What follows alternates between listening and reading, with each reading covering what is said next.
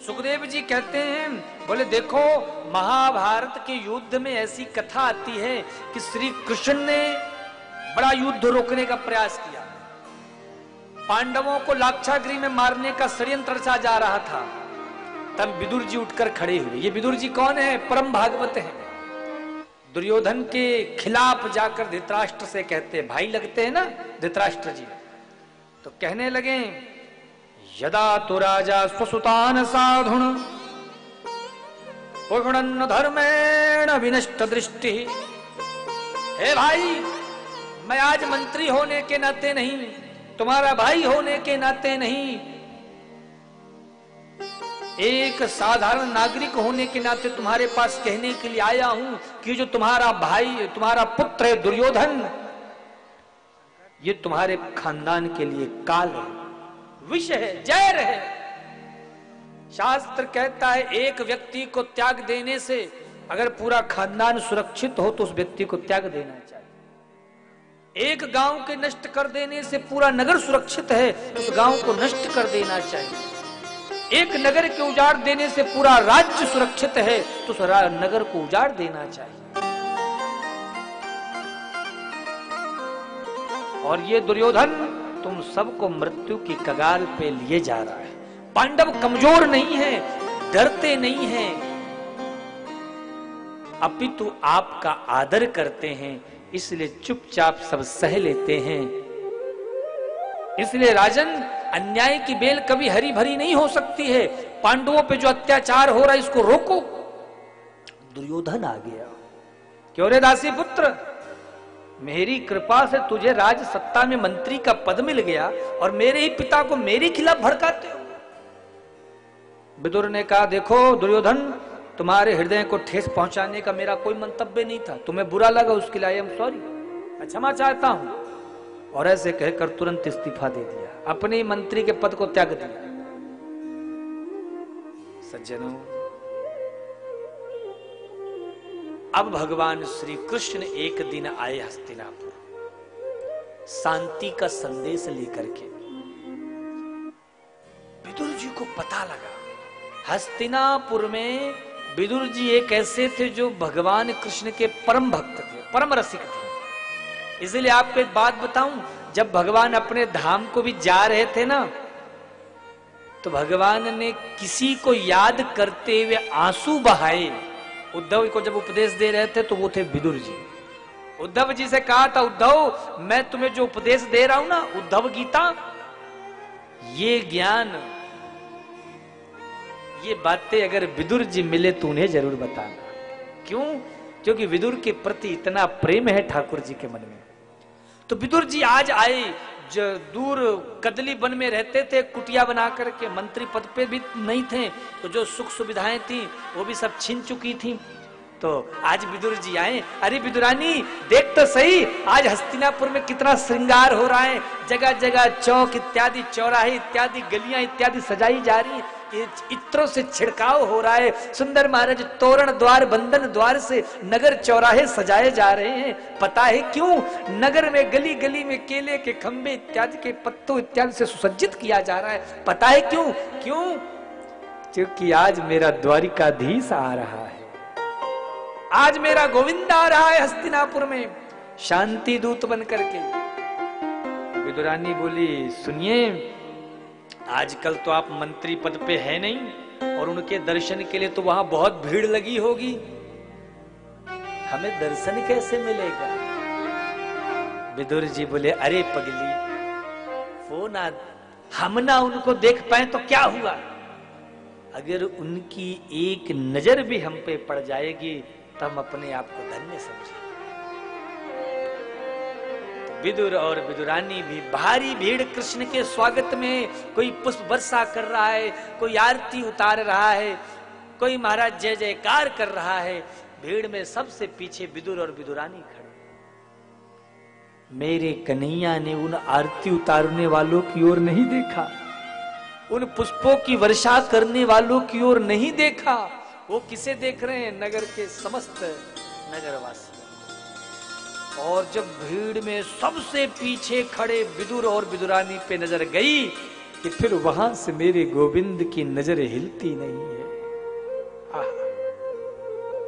विदुर जी ने देखा कि ठाकुर मुझे देख रहे हैं। विदुरानी से कह रही, विदुरानी देख देख देख सही तो, कन्हैया मुझे देख रहे हैं, ठाकुर मुझे देख रहे हैं।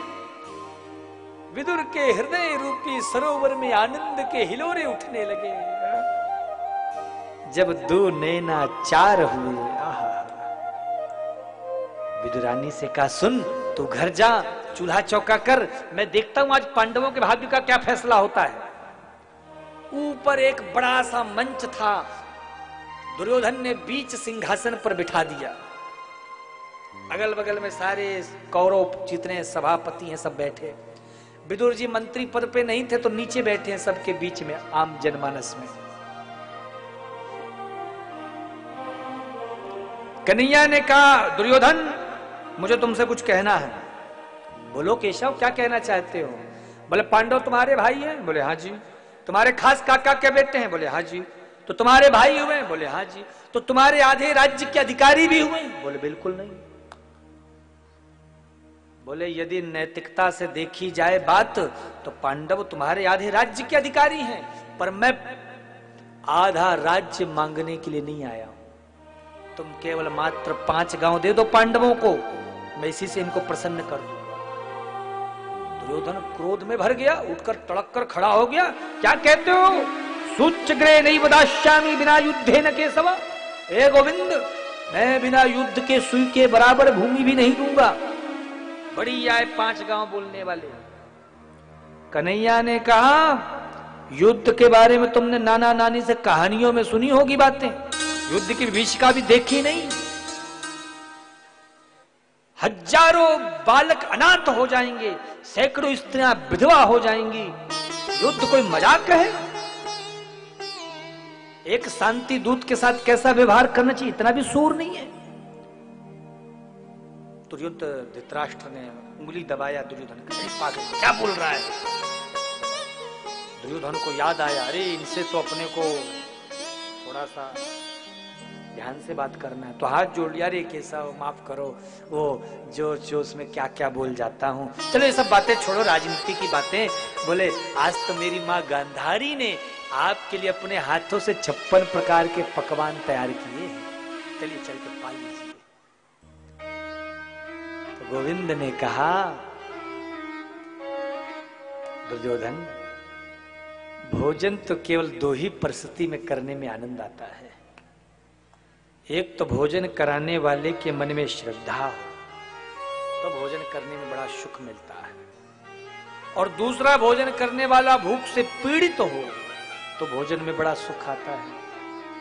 अब ना तुम्हारे मन में श्रद्धा, ना हमें भूख लगी, और वैसे भी आज तो तुम्हारे यहाँ भोजन कर ही नहीं सकते। क्यों? अपना निमंत्रण है। किनके यहाँ? बोले काका विदुर जी के यहाँ। विदुर जी के यहाँ? भीड़ में बैठे नीचे विदुर जी, वो भी मन में सोच रहे हैं हमने कब इनको निमंत्रण दे दिया। कन्हैया से कहा, बोले केशव तुम तो सीधे मेरे घर आ रहे हो, इन्होंने कब निमंत्रण दिया? बोले विदुर जी की चिट्ठी गई थी द्वारिका और उस पर लिखा था, जब भी कभी आप हस्तिनापुर पधारो पहला निमंत्रण मेरे घर में होनी चाहिए। तो निमंत्रण दियो तो जानो पड़ो। विदुर जी बोले ये केशव का कोई ठिकाना नहीं, कब घर में आ जाए, और यहाँ अपने खाने का ठिकाना नहीं, इसके लिए तो कुछ व्यवस्था होनी चाहिए। तो विदुर जी भागे भागे बजरिया गए मार्केट, कहीं से खोए खरीदा, कहीं से लड्डू खरीदा, कहीं से मिठाई खरीदा, कहीं से जलेबी खरीदा, कहीं से पेड़ा खरीदा। इधर कन्हैया महाराज निकल लिए वहां से विदुर जी के घर। विदुर जी बाजार में, विदुरानी अकेले अपनी कुटिया में बुहारा झाड़ू वाड़ू लगा रही थी, लिपा पोती। बाहर से दरवाजा खटखटाया, काकी जी दरवाजा खोलो। ज्यों कान में आवाज आई, अरे ये तो मेरे गोविंद की आवाज है, ये केशव की आवाज है, ये मेरे कन्हैया की आवाज है। लगता है आ गए। भागी भागी आई, दरवाजा खोला तो सामने कन्हैया को देखा। आहा, आनंद से भर गई, कुछ सुध ही ना रही, कुछ होश ही नहीं रहा। विदुर जी के, विदुरानी के तो जितने भी ज्ञान थे, विवेकता, सब शून्य हो गया। भक्ति भक्ति अंदर आई, आओ आओ सरकार बैठो। एक पाटा लिया है, जमीन पे धरा, फिर कहा नहीं नहीं सरकार यहाँ नहीं, यहाँ बैठो। फिर कहा नहीं नहीं प्रभु ये भी जगह ठीक नहीं है, यहाँ बैठो। फिर कहते नहीं नहीं ये भी जगह शुद्ध नहीं है, प्रभु आप यहाँ बैठ जाओ। ऐसे कह के उल्टा पटा धरा और मेरे कन्हैया उल्टा पटा में बैठ गए। ठाकुर जी ने यह भी नहीं देखा कि ये पटा सीधा है कि उल्टा है।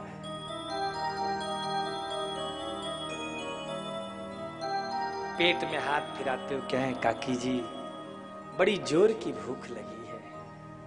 आपको भूख लगी है? हाँ, द्वारिका से आए हैं, कछु अब तक ना खाए। लाला आपको भूख लगी है, काका जी आएंगे, कछु ना कछु आपके लिए व्यवस्था करेंगे। पर या कदली वन को सरकार किलो को फल बड़ो मीठो है, अगर आपकी आज्ञा हुए तो ने कदली के फल खा लीजिए। हाँ काकी जी हम खा लेंगे, लेके आओ तो सही। विदुरानी जी दौड़ी दौड़ी गई, एक पत्तल लिया, ठाकुर जी के सामने धरी और एक टोकरी में केले के फल लेके आई और प्रेम में आकर केले के छिलके, कदली के फल के जो छिलके उसे उतार उतार करके पत्तल में धरती हैं और कदली का जो गूदा है, फल है, वो एक जगह फेंकती जा रही है।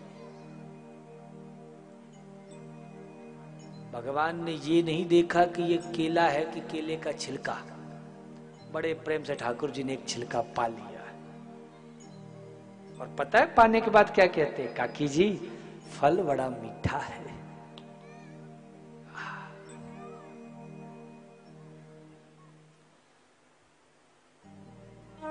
विदुरानी जी प्रसन्न हो गई। गोविंद आपको मीठा लगा है तो जरूर मीठा होगा। वैसे भी इन वृक्षों में मैं अपने हाथों से जल डालती हूं। प्रेम में कन्हैया छिलके खाते जा रहे हैं, विदुरानी छिलके खिलाती जा रही है।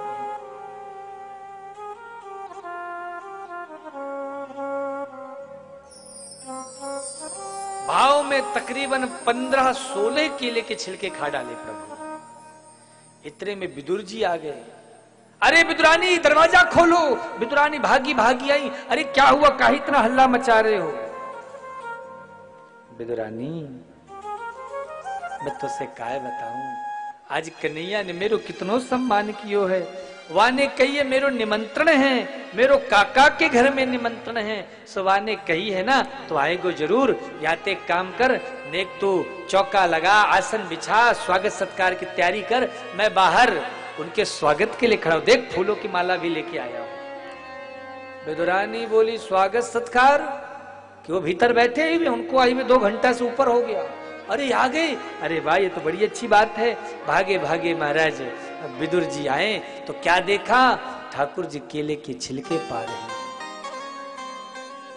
विदुर जी के नेत्र सजल से सजल हो गए।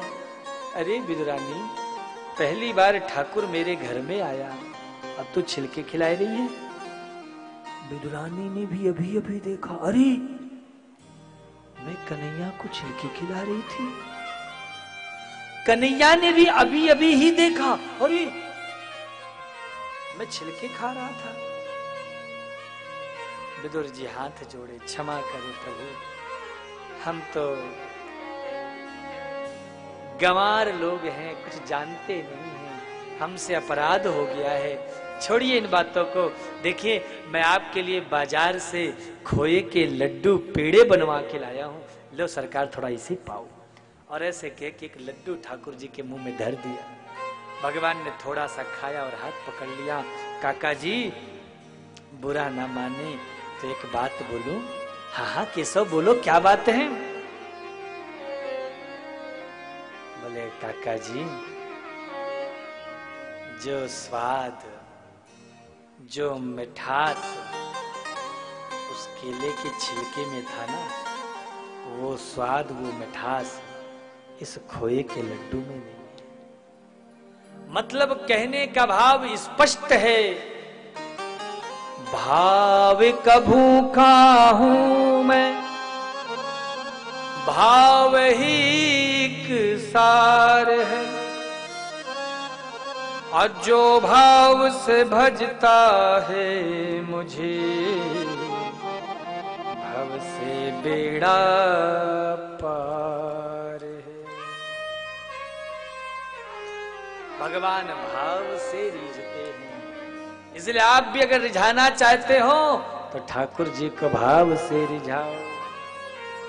साधक कहता है ना,